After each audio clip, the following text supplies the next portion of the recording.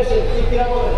এই যে 5 তারিখ স্বৈরাচার সরকারের বিদায়, এই বিদায়ের পিছে ছাত্র শিবিরের বিশাল অবদান।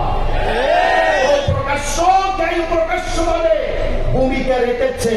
অনেকেই বলে অপ্রকাশ্য কাজ করতে গিয়ে তারা নাকি মুনাফিক, তারা নাকি বেঈমান, ঠিক কিনা বলেন? এমন অপবাদ দিচ্ছে না? আরে মিয়া, অপ্রকাশ্য যে হাত ধরিয়ে প্রকাশ্য আইন তো তুমি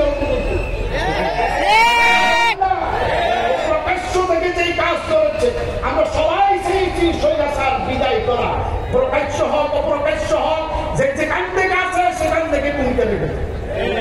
ছেলে বলে নানার বাড়ি যাব, বাপ বলে শাশুর বাড়ি যাব, মা বলে আমি বাপের বাড়ি যাব। শেষ পর্যন্ত দেখা যায় তিনজন একই বাড়ি, ঠিক না?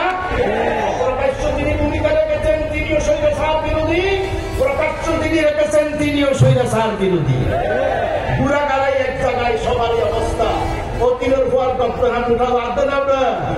জামাত শিবিরের বিরুদ্ধে কথা বলো, তোমরা মনে করো আগামী গেলে ক্ষমতায় যাবে।